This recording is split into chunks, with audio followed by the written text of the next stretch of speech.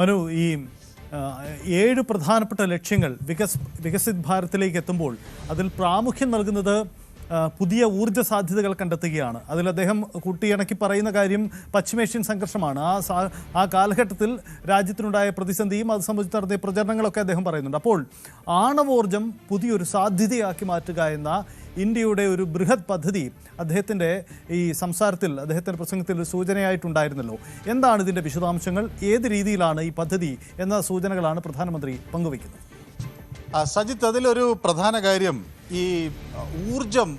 ഒരു പ്രധാനമന്ത്രി അതിൽ ആദ്യം സൂചിപ്പിക്കുന്നത് നമ്മൾ ഈ സ്വയം പര്യാപ്തരാവുക എന്നത് വളരെ പ്രധാനമാണ്. 2047 ഇന്ത്യ ഒരു വികസിത രാജ്യമായി മാറുക എന്നൊരു സങ്കല്പത്തോടു കൂടിയാണ് രാജ്യം നീങ്ങുന്നത്.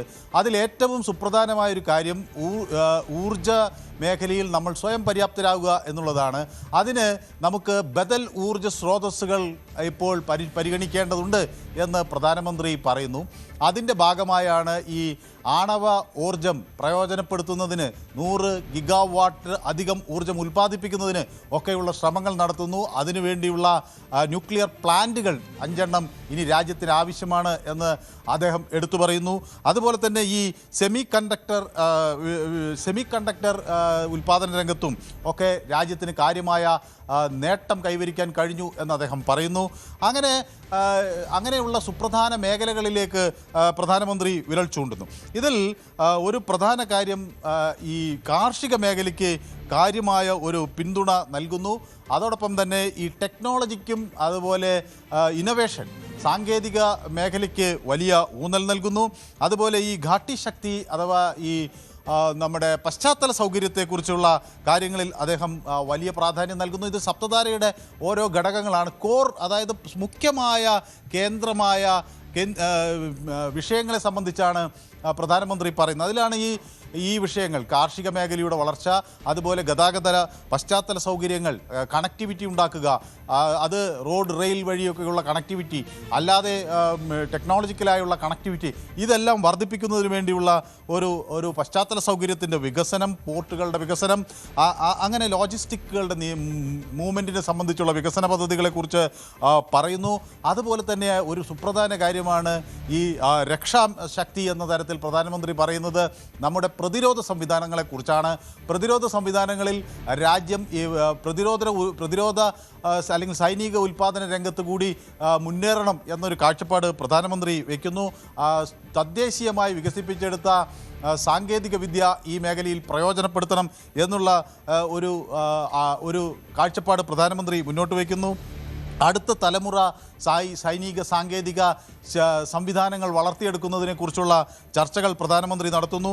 അതുപോലെ തന്നെ ഗ്രീൻ ആൻഡ് ബ്ലൂ എക്കോണമി എന്ന തരത്തിൽ അദ്ദേഹം ഈ നമ്മുടെ ഗ്രീൻ ഹൈഡ്രജനെക്കുറിച്ച്, റിന്യൂവബിൾ എനർജിയെക്കുറിച്ച്, പുതിയ ഊർജ്ജ സ്രോതസ്സുകളെക്കുറിച്ച് ഒക്കെ പറയുന്നു. അതുപോലെ തന്നെ ഈ ബ്ലൂ എക്കോണമി എന്ന് പറയുമ്പോൾ നമുക്കറിയാതെ കടലുമായി ബന്ധപ്പെട്ട കോസ്റ്റൽ ഫിഷിംഗ്, കോസ്റ്റൽ ടൂറിസം, ഇതുമൊക്കെയായി ബന്ധപ്പെട്ടിട്ടുള്ള മേഖലയാണ്. അവിടെയും കാര്യമായൊരു വികസനം എന്ന തരത്തിൽ പറയുന്നു.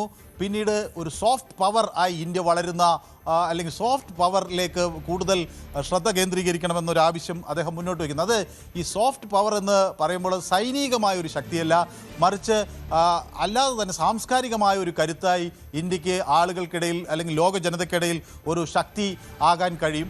അതിൽ ഒരു പ്രധാനപ്പെട്ട ഒരു കാര്യം ഒരു പക്ഷേ ഇപ്പോൾ ആരോഗ്യരംഗത്തുള്ളൊരു വലിയ മുന്നേറ്റമായിരിക്കാം.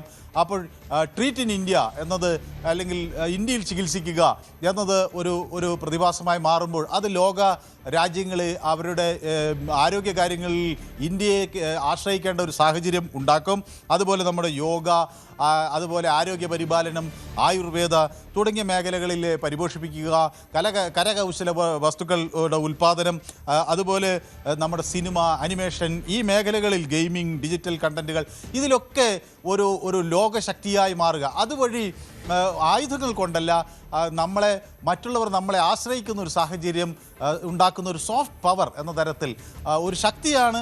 പക്ഷേ അത് കരുത്ത് എന്ന് പറയുന്നത് ഇത്തരം സാങ്കേതികമായുള്ള ഒരു കരുത്ത് മറ്റ് രാജ്യങ്ങൾ, മറ്റ് ലോക രാഷ്ട്രങ്ങളെ ഇന്ത്യയിലേക്ക് ആകർഷിക്കുക, ഒപ്പം ഇന്ത്യയുടെ ആ മേഖലയിലുള്ളൊരു ആധിപത്യം അംഗീകരിപ്പിക്കുക എന്ന തരത്തിലുള്ളൊരു പ്രമേയമാണ് അദ്ദേഹം കൊണ്ടുവരുന്നത്. അപ്പോൾ ഈ സപ്തധാര പദ്ധതി അങ്ങനെ ഇന്ത്യയെ ഒരു സോഫ്റ്റ് പവർ എന്ന തരത്തിൽ ശക്തിശാലിയാക്കാൻ ശ്രമിക്കുന്നു.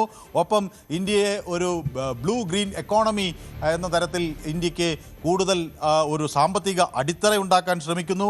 അതോടൊപ്പം രക്ഷാശക്തി എന്ന ഒരു മേഖലയ്ക്ക് ഊന്നൽ നൽകുമ്പോൾ ഇന്ത്യയുടെ പ്രതിരോധ സംവിധാനങ്ങളെ കൂടുതൽ കരുത്താർജിപ്പിക്കുന്നതായി മാറുന്നു. തദ്ദേശീയമായി നിർമ്മിക്കുന്ന സാമഗ്രികളുടെ ഒരു തോത് വർദ്ധിപ്പിക്കുന്നതിനെക്കുറിച്ച് പറയുന്നു. ഘാട്ടി ശക്തി എന്ന് പറയുമ്പോൾ അത് നമ്മുടെ പശ്ചാത്തല സൗകര്യ വികസനത്തെക്കുറിച്ച് പറയുന്നു. ശാസ്ത്ര സാങ്കേതിക മേഖലകളിലെ മാറ്റം, അത് ആർട്ടിഫിഷ്യൽ ഇൻ്റലിജൻസ്, അതുപോലെ data centre, robotics, quantum computing, space exploration തുടങ്ങിയ മേഖലകൾ, ബഹിരാകാശം രംഗം തുടങ്ങിയ മേഖലകളിലേക്ക് ഇന്ത്യയുടെ കാര്യമായ ഊന്നൽ നൽകുക. ഒരു ഡിജിറ്റൽ പബ്ലിക് ഇൻഫ്രാസ്ട്രക്ചർ എന്ന നിലയിൽ നമ്മളുടെ സംവിധാനം കൂടുതൽ കരുത്താക്കുക. UPI പോലുള്ള സംവിധാനങ്ങളെ കൂടുതൽ പ്രയോജനപ്പെടുത്താനൊക്കെയുള്ള ശ്രമം നടക്കുക. അതിനൊക്കെ ഏറ്റവും അടിത്തറയായി വരുന്നത് നമ്മുടെ കാർഷിക മേഖലയാണ്.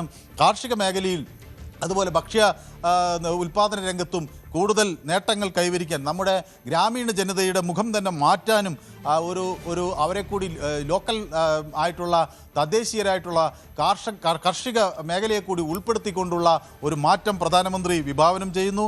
അങ്ങനെ ഇന്ത്യയുടെ ഭക്ഷ്യോൽപാദനം, മില്ലറ്റുകൾ, അതുപോലെ സുഗന്ധദ്രവ്യങ്ങൾ, അതുപോലെ പഴവർഗ്ഗങ്ങൾ, പച്ചക്കറി, ഇതിൻ്റെയൊക്കെ ഉൽപ്പാദനത്തെ വർദ്ധിപ്പിക്കുന്നതിനെക്കുറിച്ച് പ്രധാനമന്ത്രി പറയുന്നു. ഫ്രീ ട്രേഡ് എഗ്രിമെൻറ്റുകൾ ഉണ്ടാക്കുന്നതിൻ്റെ ആവശ്യകതയെക്കുറിച്ച് അദ്ദേഹം പറയുന്നു. പിന്നീട് ഏറ്റവും പ്രധാനമായി ഊന്നൽ നൽകുന്നത് ഉൽപ്പാദനം തന്നെയാണ്, മാനുഫാക്ചറിങ് സെക്ടറാണ്. അപ്പം മാനുഫാക്ചറിങ് കപ്പാസിറ്റി വർദ്ധിപ്പിക്കുക, ഒരു ലോകശക്തിയായി മാനുഫാക്ചറിങ് രംഗത്ത്, ഉൽപ്പാദന രംഗത്ത് മാറുക എന്നുള്ളത് നേരത്തെ തന്നെ പ്രധാനമന്ത്രി ചൂണ്ടിക്കാണിച്ചുള്ള മേക്ക് ഇൻ ഇന്ത്യ പ്രോജക്റ്റിൻ്റെയൊക്കെ ഒരു തുടർച്ചയാണ്. അങ്ങനെ 7 സുപ്രധാനമായ മേഖലകളെ ചൂണ്ടിക്കാണിച്ചുകൊണ്ടാണ് ഈ സപ്തധാര പദ്ധതി പ്രധാനമന്ത്രി വിഭാവനം ചെയ്യുന്നത്. അത് ഇന്ത്യയുടെ മുഖച്ഛായ തന്നെ മാറ്റാൻ കഴിയുന്ന, ഉതകുന്ന തരത്തിലേക്ക് ഉള്ള ഒരു കാഴ്ചപ്പാട് എന്നാണ് വ്യക്തമാക്കുന്നത്.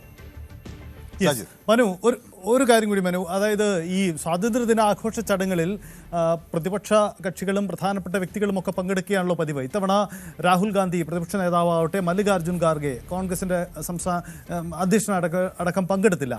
ഇത് സംബന്ധിച്ച് BJP ചില വിമർശനങ്ങൾ ഉന്നയിക്കുമ്പോൾ കോൺഗ്രസിൻ്റെ മറുപടിയുണ്ട്, അദ്ദേഹത്തിന് വേണ്ടത്ര പരിഗണന മല്ലികാർജ്ജുൻ ഖാർഗെ അടക്കമുള്ളവർക്ക് നൽകുന്നില്ല, അതുകൊണ്ടാണ് പങ്കെടുക്കാത്തതെന്ന്. എന്താണ് ഇത് സംബന്ധിച്ച് ഉയരുന്ന ആക്ഷേപം? സജിത്ത്, ഇതിൽ 2 കാര്യങ്ങൾ പ്രധാനമാണ്. ഒന്ന്, മല്ലികാർജ്ജുൻ ഖാർഗെയും രാഹുൽ ഗാന്ധിയും ഇതിനോട് നിസ്സഹകരിക്കുന്നു എന്ന തരത്തിൽ ഉള്ള BJPയുടെ ഒരു പ്രതികരണം അതിൽ വരുന്നുണ്ട്. പക്ഷേ നമുക്കറിയാം 2024 ഇതിൻ്റെ ഒരു പ്രധാന വിവാദം തുടങ്ങുന്നത്. അന്ന് ലോക്സഭയിലെ പ്രതിപക്ഷ നേതാവായിരുന്ന രാഹുൽ ഗാന്ധിക്ക് പിൻനിരയിൽ ആണ് സീറ്റ് നൽകിയത്. അത് കോൺഗ്രസിനെ ചൊടിപ്പിച്ചു. പലരും അതിനെതിരെ പ്രതിഷേധവുമായി പ്രതിപക്ഷത്തു നിന്ന് രംഗത്തെത്തി. ആഭ്യന്തര അതുപോലെ പ്രതിരോധ മന്ത്രാലയങ്ങൾ ഇതെന്താണ് ഈ ഒരു കാഴ്ചപ്പാടിലേക്ക് നീങ്ങിയത് എന്നതിനെക്കുറിച്ച് ഒരു ചോദ്യമുയർന്നു. ആഭ്യന്തര മന്ത്രാലയം വേണ്ട രീതിയിലുള്ള ഒരു പരിഗണന പ്രതിപക്ഷ നേതാവിന് ഇത്തരം ചടങ്ങുകൾ സംഘടിപ്പിക്കുമ്പോൾ നൽകിയില്ല എന്നൊരു ആക്ഷേപമൊക്കെ ഉയർന്നു. അന്ന് ഈ ഒളിമ്പിക് ഇതുമായി ബന്ധപ്പെട്ട കായിക താരങ്ങൾക്കൊക്കെ എല്ലാവരും ഉൾപ്പെടുത്താനൊക്കെ വേണ്ടിയുള്ള ഒരു സീറ്റിംഗ് അറേഞ്ച്മെൻറ്റിലാണ് ചില മാറ്റങ്ങൾ ഉണ്ടായത് എന്ന് അതിനെ കേന്ദ്രം വിശദീകരിക്കുകയും ചെയ്തു. മല്ലികാർജ്ജുൻ ഖർഗെ ആകട്ടെ, അദ്ദേഹം 2024 ശേഷം രാഹുൽ ഗാന്ധി പിന്നീട് ഈ ചടങ്ങുകൾക്ക് എത്തിയിട്ടില്ല. 2025 നമ്മൾ കണ്ടില്ല, 26 കാണുന്നില്ല. പക്ഷേ മല്ലികാർജ്ജുൻ ഖാർഗെ 2024 വന്നു. പക്ഷേ 2023 അദ്ദേഹം വന്നിരുന്നത്. അദ്ദേഹത്തിന് കാഴ്ചാ പ്രശ്നമുണ്ട് എന്ന് ആരോഗ്യ കാരണങ്ങൾ ചൂണ്ടിക്കാണിച്ചുകൊണ്ടാണ് വരാതിരുന്നത്. അന്ന് ഈ സുരക്ഷാ സംവിധാനങ്ങൾ ഒക്കെ വലിയ ശക്തമായതുകൊണ്ട് അങ്ങോട്ടേക്ക് വരുന്നത് ആരോഗ്യപരമായ പ്രശ്നങ്ങളുള്ളതുകൊണ്ട് ഒഴിവാക്കുന്നുവെന്ന് അദ്ദേഹം പറഞ്ഞിരുന്നു. പക്ഷേ 24 വന്നു. 2025 26 മല്ലികാർജ്ജുൻ ഖാർഗെ വിട്ടുനിൽക്കുന്നു. ഇത്തവണയും അദ്ദേഹത്തിന് നടക്കാനൊക്കെ ഉള്ളൊരു പ്രയാസം, അല്ലെങ്കിൽ അങ്ങോട്ട് സ്റ്റെപ്പ് കയറാനൊക്കെ ഉള്ളൊരു ബുദ്ധിമുട്ടൊക്കെ ചൂണ്ടിക്കാണിച്ചുകൊണ്ടാണ് അതിൽ നിന്ന് ഒഴിവായിട്ടുള്ളത്. ഏതായാലും പാർട്ടി ആസ്ഥാനത്ത് അദ്ദേഹം ചടങ്ങുകളിൽ പങ്കെടുക്കുന്നു എന്നാണ് ഒരു വിശദീകരണം. രാഹുൽ ഗാന്ധിയും അതുപോലെ മല്ലികാർജ്ജുൻ ഖാർഗെയും ഒക്കെ അവരുടെ സ്വാതന്ത്ര്യദിന സന്ദേശങ്ങൾ നൽകിയിട്ടുണ്ട്. രാഹുൽ ഗാന്ധി ട്വിറ്ററിലൂടെ ആളുകൾക്ക് സ്വാതന്ത്ര്യദിന ആശംസകൾ നേരുന്നു, സ്വാതന്ത്ര്യ സമര സേനാനികളെ അനുസ്മരിക്കുകയും ഒക്കെ ചെയ്യുന്നുണ്ട്. പക്ഷേ ഏതായാലും ഈ പ്രതിപക്ഷ നേതാവിൻ്റെ അസാന്നിധ്യം അത് ഇനിയും വിവാദങ്ങൾക്ക് വഴിവെക്കുമെന്ന കാര്യത്തിൽ തർക്കമില്ല. അത് ഒരു ചെറിയ തരത്തിൽ ഒരു മങ്ങലേൽപ്പിക്കുന്നു. പ്രതിപക്ഷ സാന്നിധ്യം അവിടെ ഉണ്ടായില്ല എന്ന് പറയുന്നത് ഈ സ്വാതന്ത്ര്യദിനത്തിൻ്റെ ഒരു പ്രൗഢിയിൽ ഒരു മങ്ങലേൽപ്പിക്കുന്ന തരത്തിലുള്ള പ്രതികരണം കോൺഗ്രസിൻ്റെ ഭാഗത്തുനിന്ന് ഉണ്ടായി എന്നതാണ് BJPയുടെ വിമർശനം. യെസ്, അതാണ് സാഹചര്യം. എന്തായാലും സ്വാതന്ത്ര്യദിനാഘോഷ ചടങ്ങുകളുമായി ബന്ധപ്പെട്ടുണ്ടായ ഒരു വിവാദ വിഷയം കൂടിയാണ് നമ്മൾ സൂചിപ്പിച്ചത്. എന്തായാലും രാജ്യം പ്രൗഢിയോടെ ആഘോഷിക്കുകയാണ്. കൂടുതൽ വാർത്തകൾക്ക് News 18 Keralam YouTube channel subscribe ചെയ്യുക.